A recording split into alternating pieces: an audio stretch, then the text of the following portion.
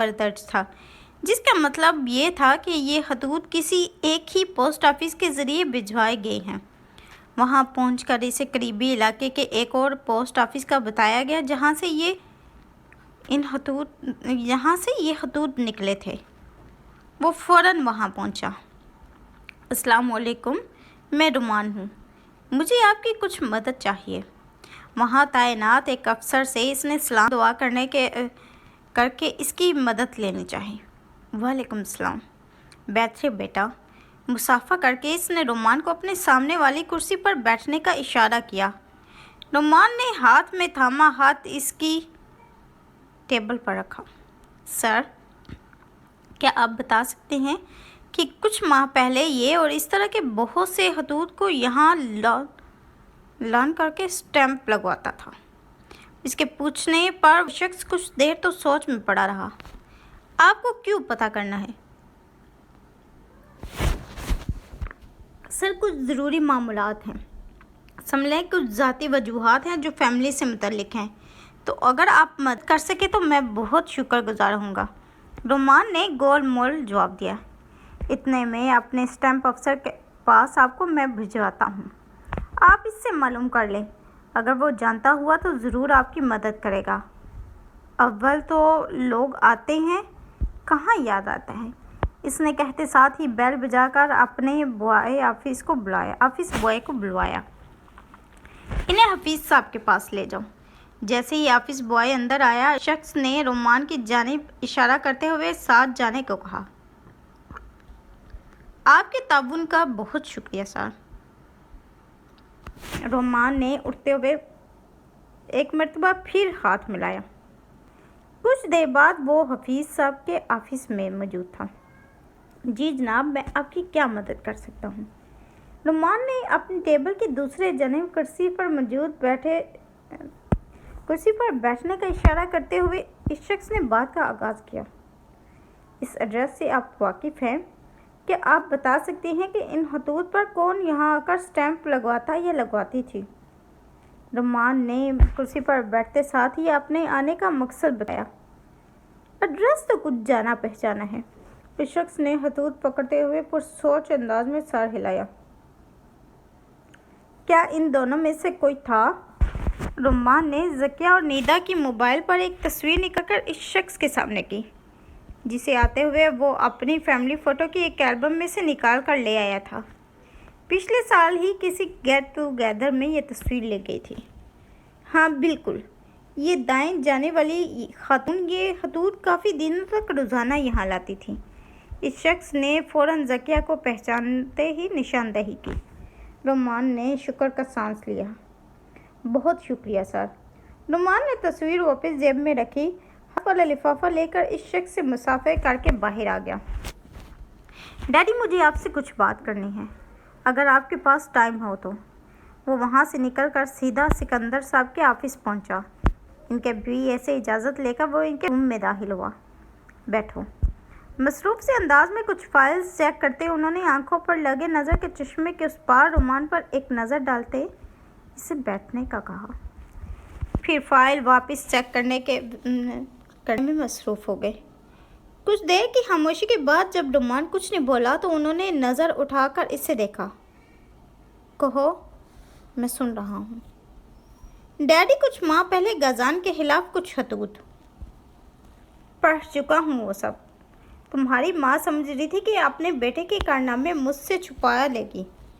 باپ ہوں میں تم لوگوں کا، اور پھر سب تصدیق بھی میں نے کروا لی تھی۔ جس لڑکی کے لیے وہ بغیرت ہماری عزت پر داؤ لگا گیا، اسے نہ صرف اپنے دوست کے آفس میں نوکری دلوائی بلکہ یونیورسٹی میں بھی آگے ہو کر اسے اپنے رسالے میں جگہ دی۔ کوئی لڑکی ایسے ہی کسی کے پیچھے پاگل نہیں ہو جاتی۔ اگر تم وہ خطوط پڑھ چکے ہو تو تمہیں اندازہ ہو چکا ہوگا کہ شرم آتی ہے مجھے خود کو اس کا باپ کہتے ہوئے۔ نہ جانے کب وہ ان چیزوں کی طرف متوجہ ہوا۔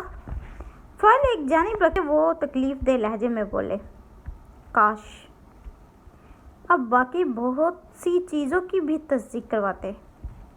ڈیڈی، مسئلہ پتہ کیا ہے؟ آپ نے ہمیں آزادی تو دی، مگر ہم پر اعتبار نہیں کیا۔ جب ماں باپ اولاد پر اعتماد نہیں کرتے تب لوگ انہی پر انگلیاں اٹھاتے ہیں۔ آپ کو یاد ہے ایک مرتبہ جب پہلے اسد نیدا کا بھائی کی بھری ہوئی سگریٹیں پکڑی کی تھی، اپنے پکڑے جانے کے خیال سے جب غزان اس کے گھر گیا تو اس نے رات میں چپکے سے کسی لمحے وہ سگریٹیں غزان کے اسکول بیگ میں ڈال دیں۔ آپ نے تب بھی ذکیہ آنٹی کے کہنے پر غزان کی پورے طریقے سے کھنچائی کی، یہ جانے بغیر کہ اس بات میں کس حد تک سچائی ہے۔ اور پھر جب وحید انکل نے خود اسے رنگے ہاتھوں وہ سگریٹیں اس کے آوارہ دوستوں کے ساتھ پیتے ہوئے پکڑا تھا، تب آپ کو بھی یقین آیا تھا کہ غزان تو بے قصور تھا۔ اور پھر اسد نے خود اعتراف کیا تھا اپنے باپ کے ڈر سے اس نے وہ سگریٹس خود غزان کے بیگ میں ڈالی تھی، کیونکہ وہ اس رات غلطی سے وہ سگریٹس اپنے گھر لے آیا تھا جنہیں وہ ماں باپ کے ساتھ چھپ کر پیتا تھا۔ اور ذکیہ آنٹی نے بھی معذرت کی تھی کہ غلطی سے جب انہوں نے غزان کی کوئی بک اس کے بیگ میں ڈالنے کے لیے کھولی تو وہ سگریٹس اوپر ہی پڑی تھی، اور وہ یہ سمجھی کہ غزان پیتا ہے اور وہ اسد کو بھی لگا دے گا، مگر اصل میں ان کا اپنا بیٹا غلط تھا۔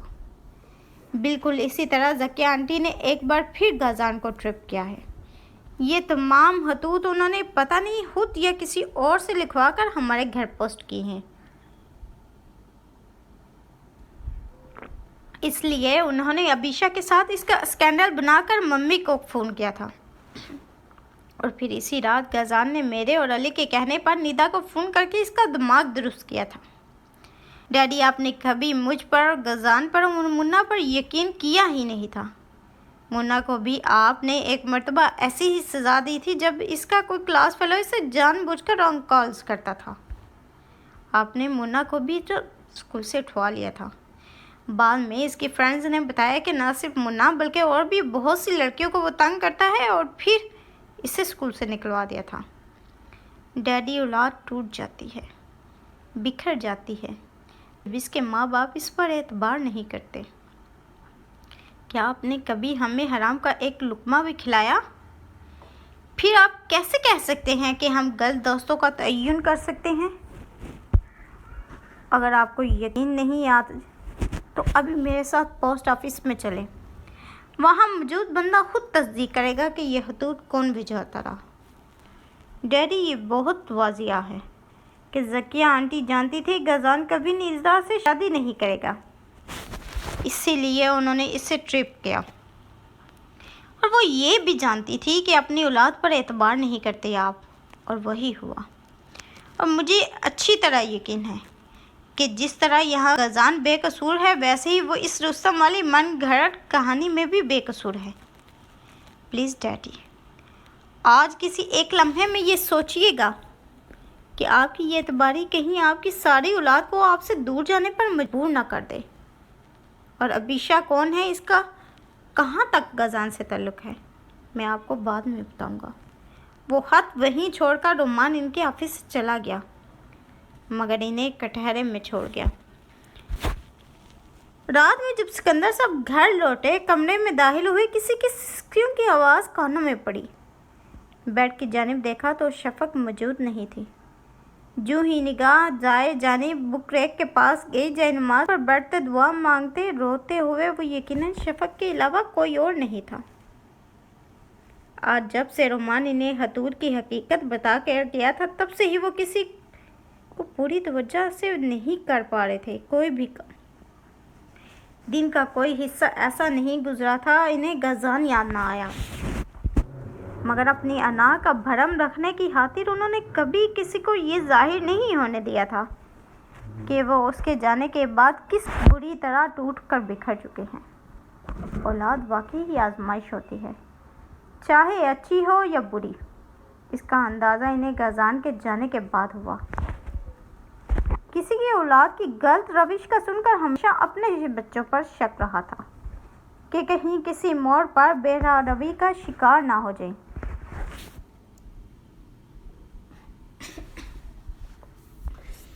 ماں باپ کی ذمہ داری ہوتی ہے، ماں باپ کی ذمہ داری ہر رشتے سے زیادہ بڑی ہوتی ہے، اور اتنی کڑی بھی۔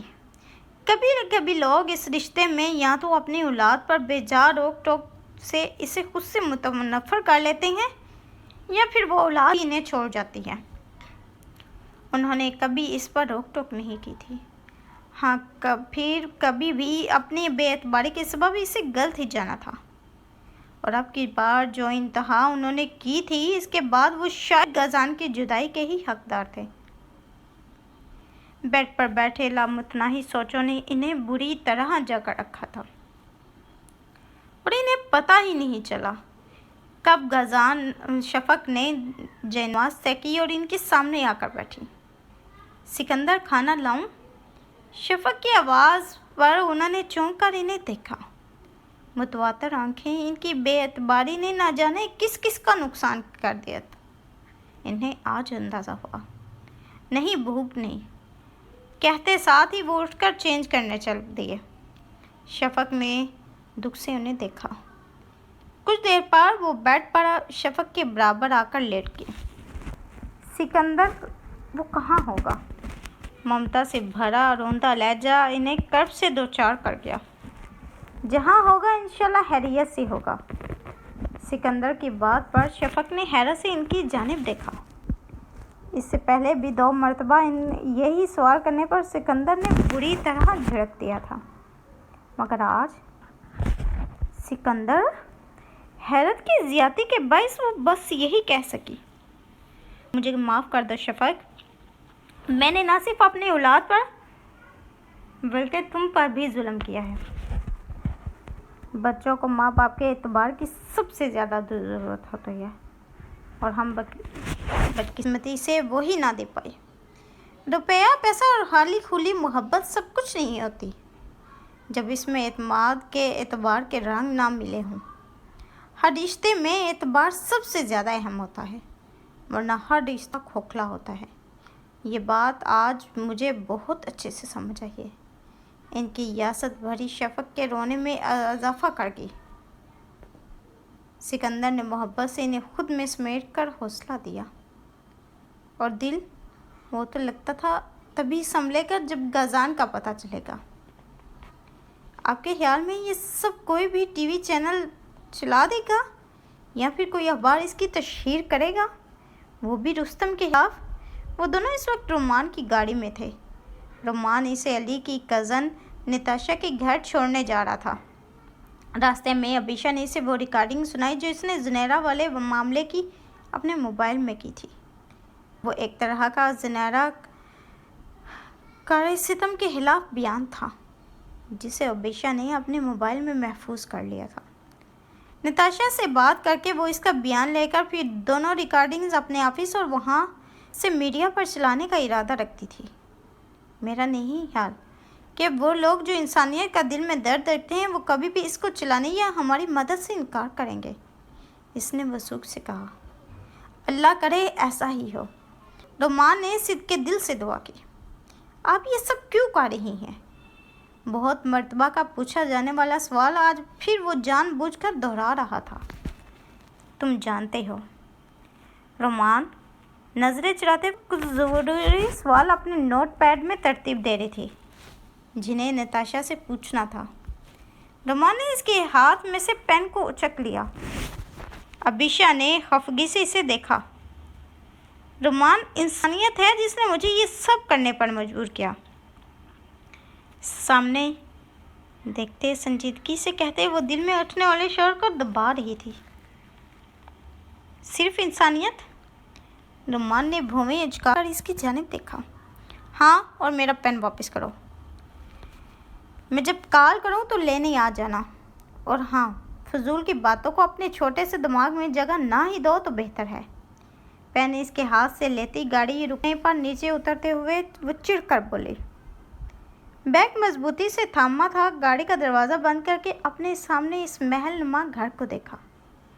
اے اللہ، مدد کرنا، دل میں دعا کرتی کار بیگ پر ہاتھ رکھا۔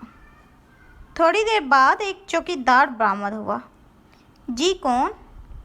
ابیشا کو دیکھ کر اس نے پوچھا۔ نتاشا گھر پر ہے؟ میں اس کی یونیورسٹی میں پڑھتی تھی۔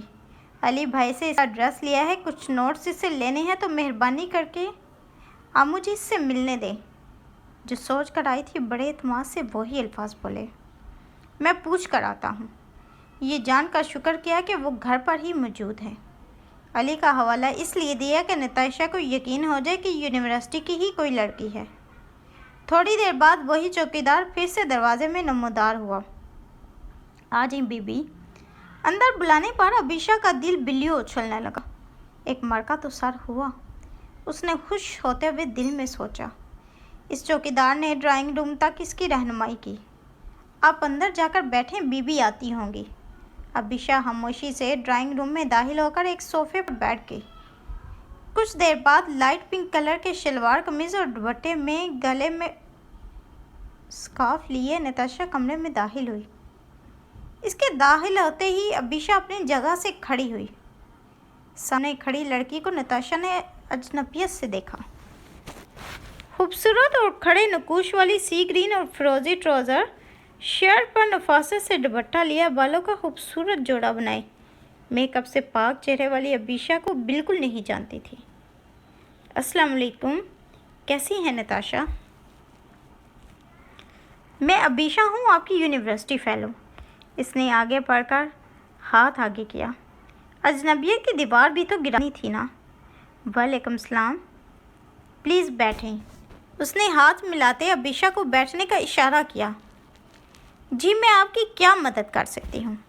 نتاشا نے سہولت سے پوچھا۔ مجھے علی بھائی سے پتہ چلا تھا کہ آپ نے انگلش میں ماسٹر کیا ہے۔ میں بھی کرنے کا ارادہ رکھتی ہوں، تو بس اس کے لیے آپ کی مدد چاہیے۔ آپ کے پاس کوئی نوٹس وغیرہ ہوں تو مہربانی کر کے اگر آپ دے دیں تو مجھے آسانی ہو جائے گی۔ عبیشہ نے ایسے کہا جیسے اس کے آنے کا مقصد واقعی یہ ہو۔ نہیں، میرے پاس کوئی نوٹس نہیں ہے، میں سب جلا چکی ہوں۔ عبیشہ کی باتوں پر اس کے چہرے پر پھیلنے والے سائے سے ایسا ہی لگا جیسے نتاشا یونیورسٹی کا ذکر سنتے ہی خوف کا شکار ہو گئی ہو۔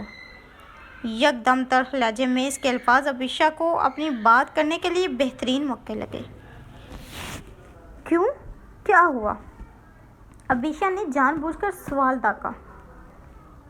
میں آپ کو بتانا ضروری نہیں سمجھتی۔ اکھڑ لہجے میں وہ عبیشہ سے مخاطب ہوئی۔ معذرت کے ساتھ میں آپ کی کوئی مدد نہیں کر سکتی۔ بہتر ہے کہ آپ کسی اکیڈمی سے پتہ کر لیں۔ شکریہ، بے حد روڈ انداز میں کہتے ساتھ ہی وہ جوں ہی اٹھ کر جانے لگی، عبیشہ کی آواز نے اس کے قدم وہیں روک لیے۔ وہ تو میں یقیناً لے لوں گی، مگر آپ کی ایک امانت آپ کو لوٹانے آئی ہوں۔ افسوس اب وہ نہیں جلا سکی۔ عبیشہ نے کچھ جتاتی نظروں سے اسے دیکھتے ہوئے اپنے بیگ سے وہی دوپٹہ اور بریسلیٹ نکالا، جو اس رات نہ جانے کس کس کی زندگی میں کیا کیا حشر برپا کر گیا۔ نتاشا پھٹی آنکھوں سے دونوں چیزیں دیکھ رہی تھی۔ کون ہو تم؟ خوف زدہ لہجے میں پوچھے جانے والے سوال پر ایک مہربان مسکراہٹ عبیشہ کے چہرے پر آئی۔ تمہاری مددگار۔ نتاشا مرے مرے قدموں سے واپس آ کر اسی جگہ دھپ سے صوفے پر بیٹھی، جیسے کچھ ہار آئی ہو۔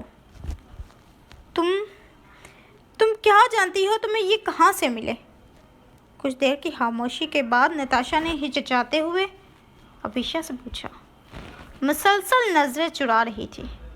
میں تمہیں سب کچھ بتاؤں گی، اور وہ سب سنوں گی بھی جو اس رات وہاں لائبریری میں ہوا، مگر صرف ایک سوال کا جواب دو، پھر جو کہو گی بتاؤں گی۔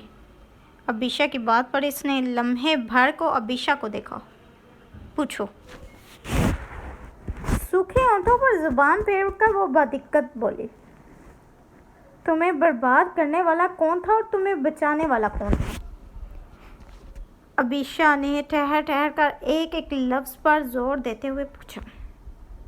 آہستہ بولو، وہ خوف سے دروازے کی جانب دیکھتے ہوئے کپکپاتی آواز میں بولی۔ مجھے نہیں پتا تم کیا کہہ رہی ہو۔ اپنی آواز کو مضبوط بناتے وہ ہر حقیقت سے مکر رہی تھی۔ ٹھیک ہے، تو پھر میں یہ دونوں چیزیں بما تمہاری اس ویڈیو کے جس میں تم نے پہن رکھی ہیں تمہارے منگیتر کو دے دیتی ہوں، تاکہ وہی تم سے پوچھے۔ عبیشہ نے دوپٹہ اور بریسلٹ اٹھاتے لاپرواہ انداز میں اتنی کڑی دھمکی دی جسے سن کر نتاشا کانپ گئی۔ میں بتاتی ہوں۔ عبیشہ کے بازو کو اپنے دونوں ہاتھوں میں تامتے وہ التجائیہ لہجے میں بولی۔ رستم نے اس دن مجھے اور غزان نے آ کر مجھے بچایا تھا۔ عبیشہ نے گہری سانس خارج کرتے ہوئے آنکھیں بند کی۔ ایسا لگا اندر باہر وہ زخم جو غزان کی تذلیل کے سبب اس کی روح پر لگا تھا، اس پر کسی نے بھائی راہ دیے ہوں۔ آنکھیں کھول کر وہ پیچھے ہو کر بیٹھی، نتاشا کے ہاتھ اپنے ہاتھ میں لیے۔ یہ سب کیوں اور کس لیے رستم نے کیا؟ عبیشہ نے اپنے سوالوں کا سلسلہ شروع کیا۔ تم ایسا کرو، میرے کمرے میں چلو، یہاں کوئی بھی گزرتا ہماری بات سن سکتا ہے۔ میری فیملی میں اس بات کی بھنک ابھی تک کسی کو نہیں پڑی، پلیز۔ اس نے یکدم کھڑے ہوتے عبیشہ کو اپنے ہمراہ آنے کا اشارہ کیا۔ نتاشا کے کمرے میں آتے پہلے ہی اس نے کمرہ لاک کیا، کہیں کوئی اچانک بھی یا نہ آ جائے۔ بیٹھو۔ اپنے بیڈ پر عبیشہ کو بیٹھنے کا اشارہ کیا، خود بھی اس کے سامنے سر جھکا کر بیٹھ گئی۔ رستم جیسے اوباش جنہیں حرام کی کمائیاں منہ کو لگی ہوں، وہ کبھی بھی یہ نہیں دیکھتے کہ جو کام کرنے وہ چلے ہیں وہ کسی کے خاندان کو کس حد تک گزند پہنچا سکتا ہے۔ نہ جانے ایک وقت میں کتنے افیئرز وہ چلاتا ہے اور سب کو ایک جیسا سمجھتا ہے۔ اگر کہیں کوئی لڑکی اسے اس کے مزاج کے مطابق نہ ملے تو پھر غلط طریقے سے اسے حاصل کرنے کی کوشش کرتا ہے۔ میرے ساتھ بھی ایسا ہی ہوا۔ غلطی سے میں ڈیڈی کے ساتھ ایک منسٹر کے بیٹے کی شادی میں چلے گئی۔ وہیں یہ گھٹیا شخص بھی آیا ہوا تھا۔ اس نے مجھے دیکھا اور پاگل ہو گیا۔ اسی دن اس نے کھانے کے ٹائم پر مجھ سے بات چیت کرنے کی کوشش کی، مگر مجھے پہلے سے ہی اس کی شہرت کا پتہ تھا، لہٰذا اسے میں نے کڑے انداز میں بات کی تاکہ وہ خود ہی انسلٹ سمجھ کر میرا پیچھا چھوڑ دے، مگر وہ تو جیسے ابھی پیچھے پڑ گیا۔ نہ جانے کیسے اس نے میرے بارے میں ساری انفارمیشن لے لی اور پھر مجھے یونیورسٹی میں تنگ کرنے لگا۔ میں اچھا خاصا ڈر گئی۔ ڈیڈی کا بتایا، اپنے فیانسی کا بتایا، مگر وہ تو جیسے بالکل ڈھیٹ بن گیا، کسی چیز کا کوئی اثر نہیں تھا۔ بس یہی کہتا کہ ایک مرتبہ مجھ سے اکیلے میں مل لو۔ میں نہیں جانتی اس رات کیسے وہ لائبریری کھلی تھی۔ شاید اس نے غزان کو لائبریرین کو لائبریری کھلے رکھنے کا کہتے سن لیا تھا۔ میں اس شام لائبریری کے ساتھ ایک کلاس میں اپنا کیمرہ اور بیگ رکھا تھا۔ میرے ساتھ میری فرینڈز کی بھی وہی چیزیں تھیں۔ ہم نے سوچا یہاں رکھ لیتے ہیں، واپسی پر لے لیں گے۔ اب پورے فنکشن میں کہاں اٹھائی پھریں گے۔ بس وہیں سے میری زندگی کی سیاہ رات شروع ہو گئی۔ اس خبیث انسان نے مجھے اوپر جاتے دیکھ لیا اور میرے پیچھے آ گیا۔ میں اپنے دھیان میں تھی، مجھے اس کے دبے پاؤں آنے کا پتہ ہی نہیں چلا اور نیچے اتنا شور تھا کہ کسی کو آواز تک نہیں۔ وہ مجھے گھسیٹتا ہوا لائبریری لے گیا، مگر اس سے پہلے کہ وہ مجھ پر حاوی ہوتا، غزان آگ بنے اور مجھے وہاں سے بھاگ جانے کو کہا۔ عبیشہ میں اتنی بہادر نہیں کہ خود کے ساتھ ہونے والے ایسے سانحے کو اندھا پیشانی سے قبول کروں۔ میں عام لڑکی ہوں جسے معاشرے کی باتوں کا بے حد خوف ہے۔ میں یہ سب منظر عام پر نہیں لا سکتی تھی، اس لیے چھپ گئی۔ وہ روتے ہوئے سب کچھ بتا گئی۔ تو کیا تم اسی ہی بزدلوں کی طرح زندگی گزارو گی؟ ابھی تم اس فیز سے نہیں نکلی تو سوچو، آج نہیں تو کل تمہاری شادی ہوگی، تو کیا تب بھی تم ایسے ہی رہو گی؟ کیا تمہارے منگیتر کو شک نہیں ہوگا؟ تم اسی لیے ابھی تک خود کو سنبھال نہیں پا رہی، کیونکہ تم بزدلوں کی طرح یوں مجھ پا کر بیٹھ گئی ہو، کیونکہ تم نے سزا وار کو سزا دلوانے کے لیے کچھ نہیں کیا، کیونکہ ایک بے گناہ شخص کو گناہ گار بنانے میں تمہارا قصور ہے، اور جب تک خود آگے بڑھ کر رستم کا اصلی چہرہ دنیا کے سامنے نہیں لاؤ گے، تم کبھی بھی نارمل زندگی نہیں گزار سکتی۔ یہ ناگ تمہارے سر پر منڈاتا رہے گا کہ کہیں تمہارے منگیتر کو پتہ نہ چل جائے، اور اس طرح تم کبھی پرسکون زندگی نہیں گزار سکتی۔ عبیشہ کی آئینہ دکھانے پر وہ نظریں چرا کر رہ گئی۔ تمہارے خیال میں ہمارا معاشرہ اور لوگ اتنے کھلے دل کے ہیں کہ وہ مجھے قبول کریں گے؟ حالانکہ میرے دامن پر کوئی داغ نہیں لگ سکا، مگر پھر بھی میرے منظر عام آنے پر نہ جانے کون کیا بولے گا۔ میں اب کس کو اپنی پاک دامنی کا ثبوت دوں گی؟ کس کس کو یہ بتاؤں گی کہ رستم کو اس رات غازان نے اپنے ارادے میں کامیاب نہیں ہونے دیا؟ اور کیا ارسل مجھے قبول کرے گا؟ وہ خود کلامی کے انداز میں اپنا ہر خدشہ ابیشا پر ظاہر کر رہی تھی۔ نتاشا، مجھے لوگوں کا نہیں پتا، لیکن اگر تمہارے گھر والوں پر تم پر اعتماد ہے اور تمہارا منگیتر تم سے سچی محبت کرتا ہے تو انہیں اس بات سے کوئی غرض نہیں ہونی چاہیے کہ دنیا کیا کہتی ہے۔